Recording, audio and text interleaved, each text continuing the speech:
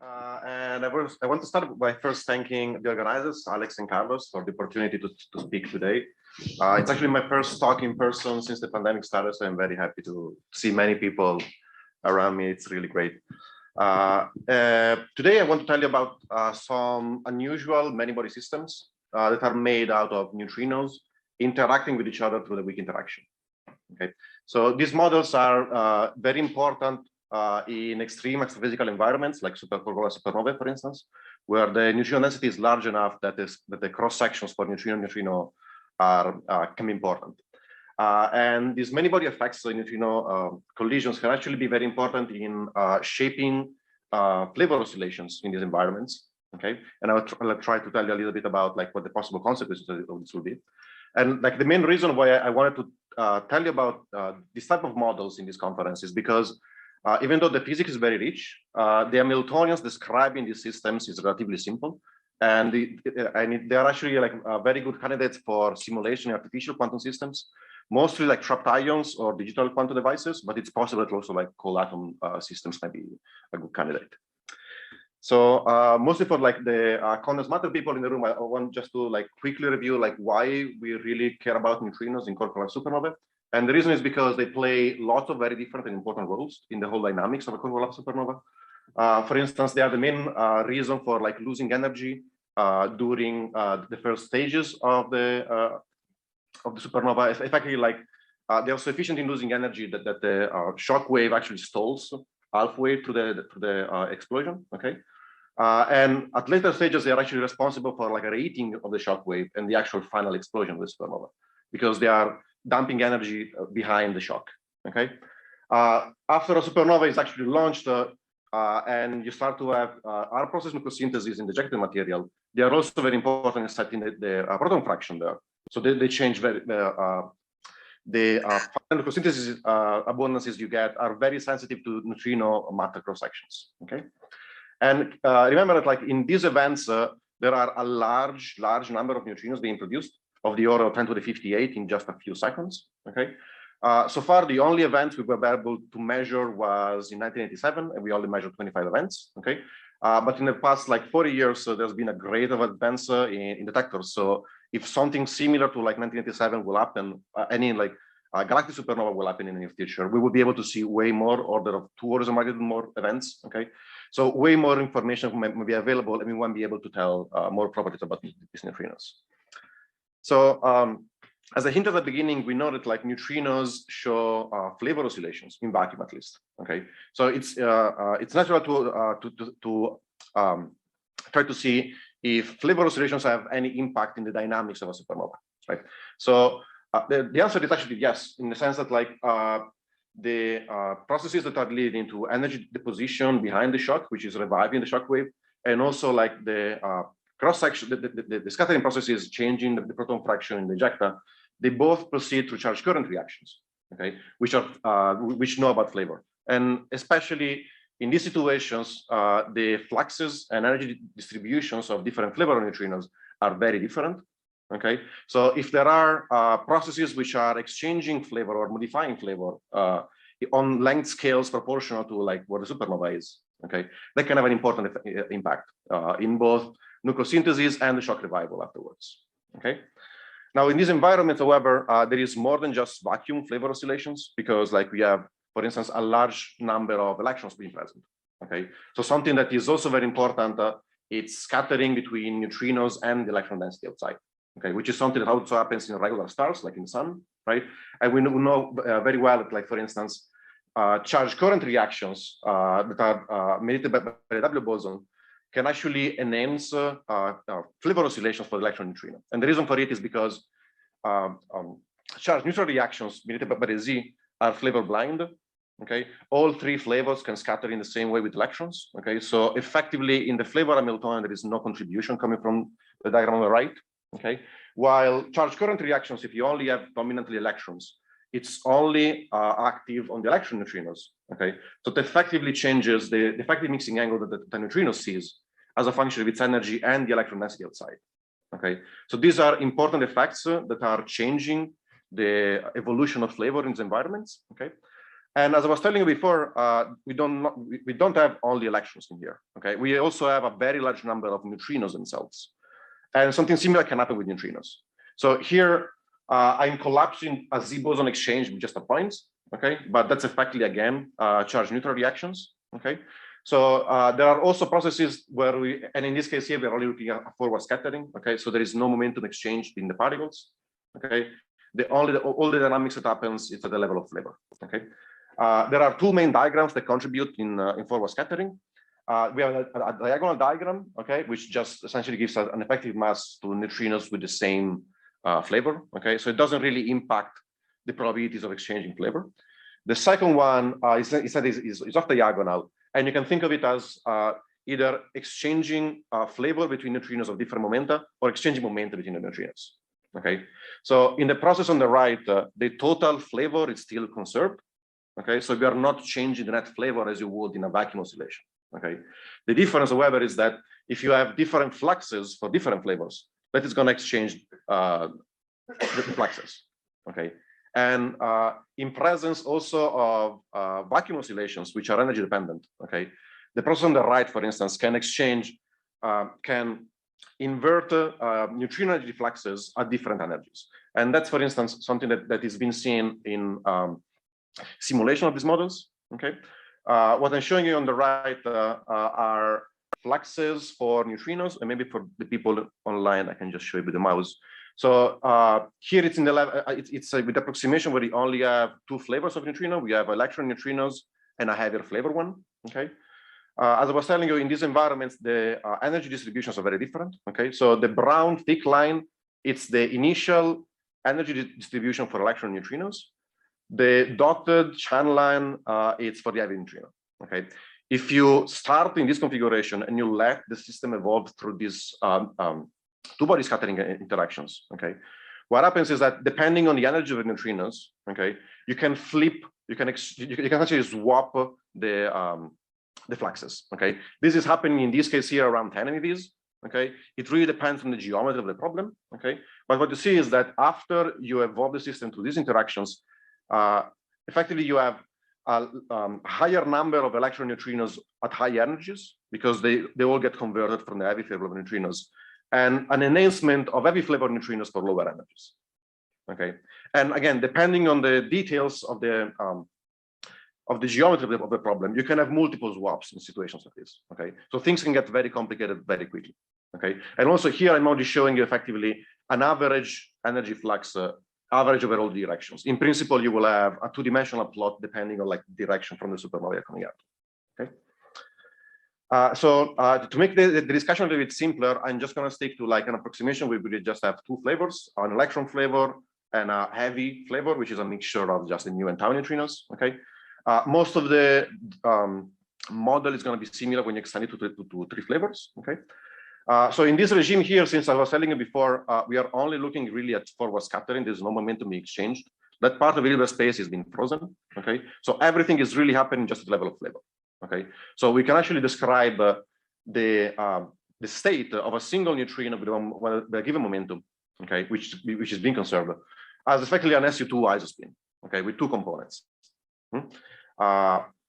And like one, for instance, the electron neutrino flavor, the other one, the X neutrino flavor. Okay, parameterized by a given mixing angle.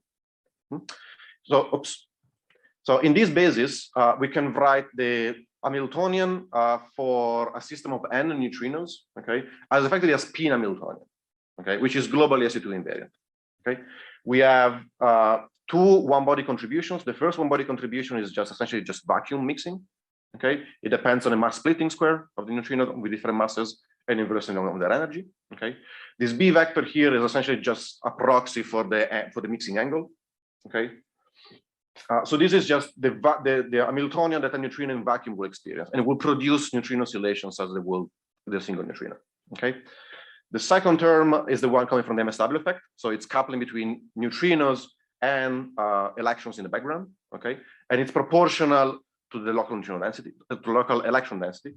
Okay, so as I was saying before, this is only active really for the electron neutrinos. Okay, but if you just subtract an overall identity, you can just think of it as having a sigma z. Okay, so these sigmas here are just Pauli matrices. Okay, when you have a vector like this one here is just a 3-component vector with the 3 Paulis. Okay, and the interesting thing about like supernovae or even early universe, when you have like strong neutrino-neutrino interactions, is that you have a 2-body interaction now. Okay, which is globally SE2 invariant, so it's like a long-range Heisenberg interaction. You can think of it. Okay, and the cross section between 2 neutrinos actually depends on the relative angle. Okay, so this phi ij is just the angle of propagation between 2 neutrino beams. Okay, so there's a complicated interplay between the geometry of the problem and the energy of the beams coming from the 1-body part. Okay, and similarly to the MSW effect, the overall coupling constant in front of the 2-body interaction depends on the local neutrino density. Okay, so you can think of like a neutrino traveling away from the supernova is going to experience different local conditions. So in principle, you should think of these Hamiltonians as being a time-dependent Hamiltonian, starting from the proto-neutron star and moving out. Okay, everything I'm going to show you in the rest of the talk is going to be in the limit where you can think of this one as being time independent, or you just look at like short time evolutions. Okay, and slightly simplified. Okay, because this problem in general, it's extremely complicated. Okay, so it's a full, strongly coupled many-body problem with, in general, all-to-all interactions. Okay, so it's very difficult to solve it at least like the time evolution of this problem exactly. Okay, so usually most of the work that has been done so far has been performed doing mean field approximation, where you replace the 2-body interaction with an effective 1-body interaction, where you're coupling your neutrinos to the average neutrino beam.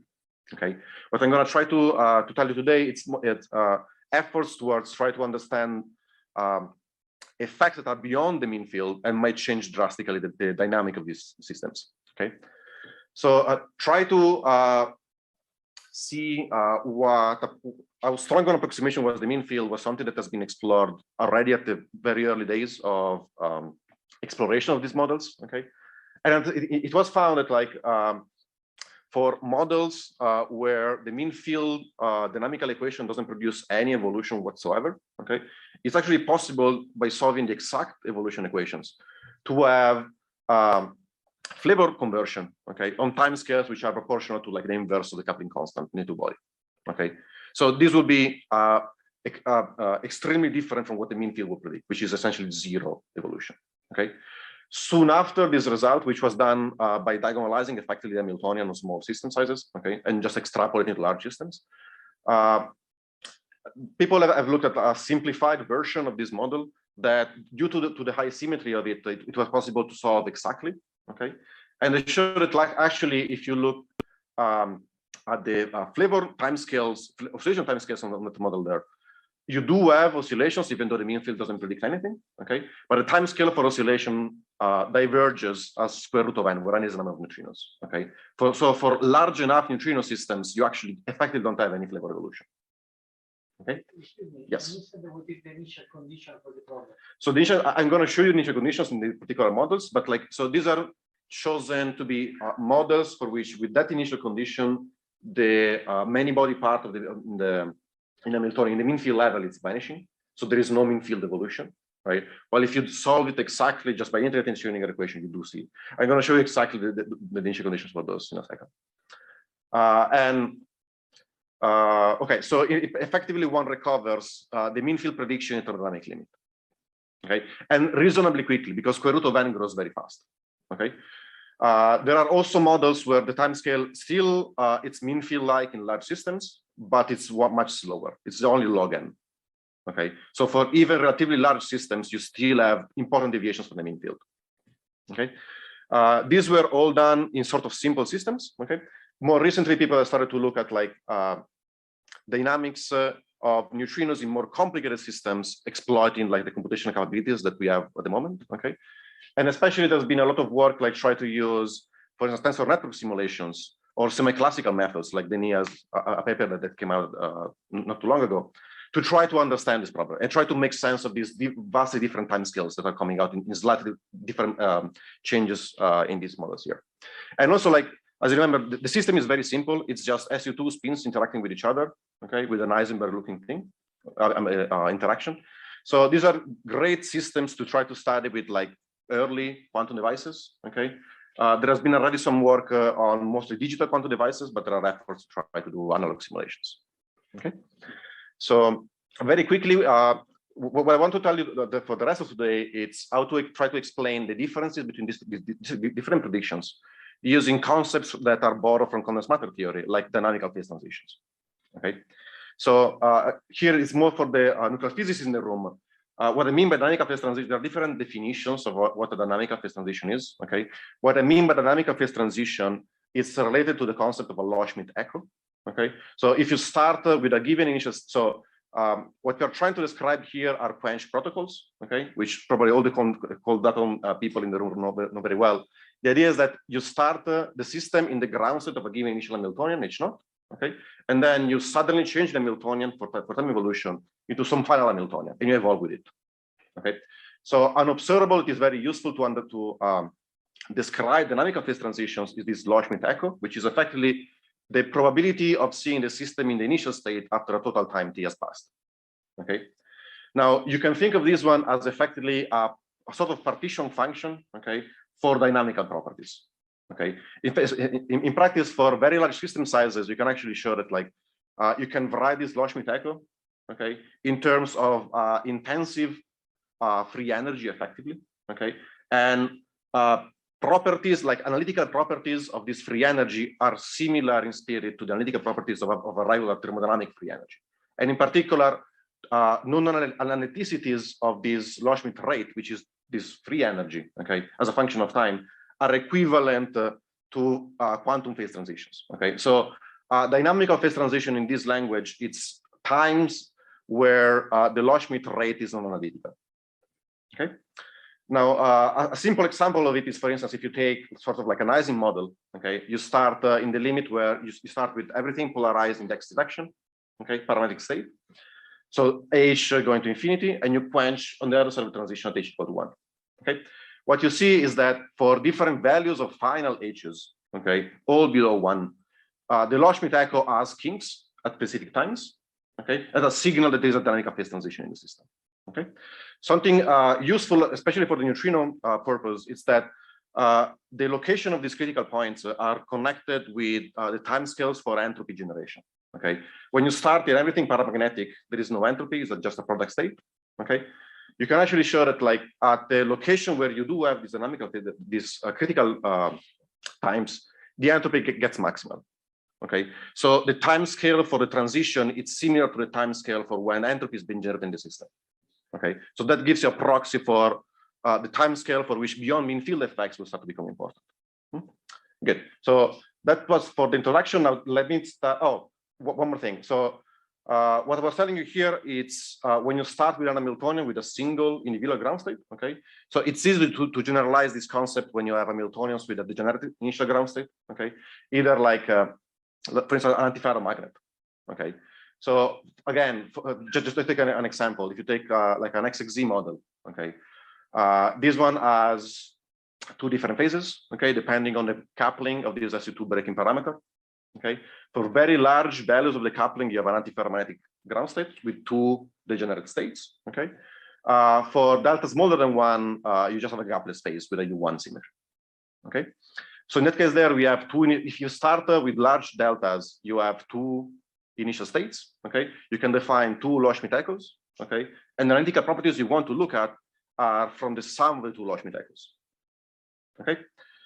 Now, in general, since both of them depend on intensive free energy, okay, and they both scale exponentially in system size, when the system is large enough, only one of the 2 is going to dominate. Okay, so one way you can have a dynamical phase transition in systems with broken symmetry at the beginning, it's when the 2 rates are crossing each other, because at the crossing point in the large end limit, you're effectively going to just create a kink. Okay, so that's a way of getting the transition in system with broken symmetries you won't have in system with an individual ground state. Okay, and this is going to play a big role in the neutrino models I'm going to show you in a minute. Okay, just to give me an idea, I'm going with time.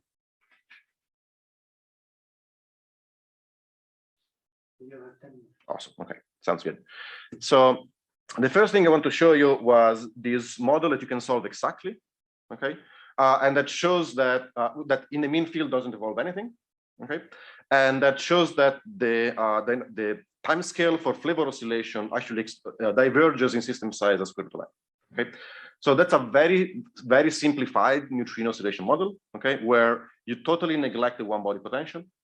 Okay, you take an average angle. Okay, so effectively the Hamiltonian is just a total spin square. Okay, and the initial condition that you take it's for n neutrinos, half of them down, half of them up. Okay, so it's in the n equal to 0 sector. Okay, and since the total polarization is 0, in the mean field, this state here remains conserved with this Hamiltonian. Okay. Now, given that this problem has lots of symmetries, okay, it's actually possible to solve for the full evolution of the problem. Okay. And what I'm showing you here, it's a flavor persistence, which you can think of like it's a probability of measuring a neutrino in the same flavor it started with. Okay, so it starts in 1. So these are results obtained for different number of neutrinos in the initial state. Okay, you see that they start in 1, they do pass the 0.5 limit, and then they plateau for long times. Okay, this black line here coming back down, it's most a Feinstein effect because this is for 16 neutrinos. Okay, in general for large systems, things are just settling down around 0.5. Okay, so what you see here, so these are all numerical results which match the analytical ones. Okay, and the reason why we did it numerical is because from the analytical calculations, it was difficult to get information about the entropies, while in these cases here we had access directly to entropies. Okay, but what I'm going to show you doesn't really like influence entropies. Okay, and indeed, if you rescale time with square root of n, all the curves collapse on each other. Time scales of square root of n as predicted by the exact solution. Okay, so everything matches what you expect, right? And the time scale follows this square root of n behavior very nicely. Okay. There's a collective spin. Yeah, you can think of it as two collective spins, which individually they're conserved. Okay, and they are rotating with respect to each other. Exactly. And in the large n limit, the minimum of the oscillation goes to a constant, so there is an oscillation even in thermodynamic limit. The mean field result is recovered only because the time scale to do that goes to infinity as square root of n. Okay. Yeah. Now, one way of understanding what is happening here is try to look at this as a quantum quench. Okay, so you can take an Hamiltonian like this one, where x is a parameter that is 0 at the beginning. So you start with just this diagonal Hamiltonian. Okay, A and B are the first half of the system and the second half of the system, right? So if you start in x equal to 0, you effectively just start in a state which is up, up, up, down. Okay, and the state with flip spins has the same energy. Okay. So we have a doubly degenerate ground space in the initial Hamiltonian. The final Hamiltonian, it's x equal to 1, so just our s squared. Okay, and indeed, if you try to look at the Loschmidt-Eichel's in this system, okay, you find crossings. Okay, the crossing times that you find grow as square root of n. Okay, so that explains that gives a proxy for the reason why the transition disappears in the large n limit. Okay, and it's because the minimum, so the time scale I was showing you before was a time scale for reaching the minimum of the probability of the survival probability. Okay, this crossing time, it's a lower bound for that minimum. Okay, the crossing time diverges as square root of n, so the other one does. Okay, so no evolution in large systems. Okay, now as I was telling you before, there are other systems we actually showed evolving timescales for oscillations, but way slower, like log n. Okay, and that again can be explained using dynamical phase transition. So the model that people use to show this log n behavior, it's not necessarily a neutrino model because it's still neglecting one body observable, so there is no vacuum oscillation, there's just two body. Okay, but they actually added a small SU2 breaking parameter. Okay, so you can think of this one as effectively a XXZ model, but all to all. Okay, and initial state is the same, alpha up, alpha down. Okay, and we have two different coupling constant, one for the up up and one for the up down. Okay, one is intra beam and one is a cross beam. I'm calling them JAA and JAB. Okay, now if you look at the ground state phase diagram of this model as a function of the ratio of these coupling constants and the SU2 breaking parameter, okay, you find there are 4 different phases. Okay, we are all starting in this gapped antiferromagnetic state phase at large delta. Okay, FL, it's the quantum quench we were doing before with the model that was growing as square root of n. Okay, that quench there corresponds to going to this SU2 symmetric point, and that's at the critical point. Okay, the system where the time scale was going as log n instead corresponds to quenching it to 0 JA over JB and 0 delta. Okay. In this case here, there is also a crossing of Loschmidt echoes, okay, but the time scale for it actually goes as log n instead, okay. And the main difference between the two is because in the previous model you only quench up to the critical line. Here you go across it, okay. And the dynamical evolution is it's very different, okay. So that tells you already that, like, if you want to have evolution, like many body evolutions, which you can capture in the mean field and they're not disappearing in the large n, you want to have a system where you're crossing a critical line. Okay, and that's the last thing I want to show you.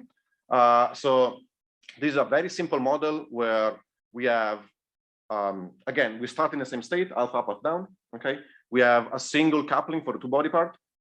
Okay, but in this case here, we add a one body contribution. Okay, with a different sign for the different halves of it. Okay. This system here also has a reasonably interesting phase diagram in the ground state. Okay, the phase diagram actually depends on the sign of the two-body interaction. Okay, in the antiferromagnetic case, we have just a first-order transition between two gap phases for one body being 0. Okay, in the ferromagnetic phase, instead we have two second-order phase transitions at delta equal to plus and minus mu. Okay. Now, the Loschmidt echo doesn't really depend on the sign of the Hamiltonian. Okay, so you expect the like dynamical phase transition be a mixture between these two behaviors. Okay, and indeed, what you find is that if you start in up, up, down, okay, when you start, which corresponds effectively to taking delta omega to minus infinity. Okay, so if you the first critical line you find is in 0. Okay, so if you evolve from minus infinity to a small negative number, you effectively don't have any oscillations. Okay, if you reach the critical point, which is the delta omega equal to 0, you recover the same square root of n behavior of before. That's the same model. Okay, if you go across it, you do have the log n behavior. Okay, and this model here was shown to have unstable modes in this regime. So essentially, when delta omega was bigger than 0 and smaller than mu, by mean field arguments. Okay. In this case here, you can show that like those modes should be there because that's a region where you do have a dynamical phase transition. Okay, so essentially the idea here is that try to use methods from condensed matter to try to analyze these systems. Tells you something about the nature of the oscillations you have. Okay, and helps you understand when they should be present or not. Okay, so with this, I'm just concluding. So I showed you these interesting, strongly coupled many-body systems, which are generated essentially just by the weak interaction. Okay, there seems to be a very strong connection between collective oscillation modes in these systems and the presence of dynamical phase transitions, which is something interesting, which also allows you to understand or like to see when you expect collective behavior based on arguments of dynamical phase transitions. Okay. This can be generalized to larger systems, but I haven't had the time to show you that that's okay. These systems here, especially when you have simple geometries, are very prone to be treated with semi-classical methods. So that's something that is being pushed a lot right now. And since the systems are very simple structurally, they are great candidates to be explored with quantum technologies. And being long range, it's usually easier to implement with a trapped ion kind of device or read by the atoms. Okay. But it might be possible to use like BEC condensates to do at least some models with particular geometries, and that will be something interesting. Thank you very much for your attention.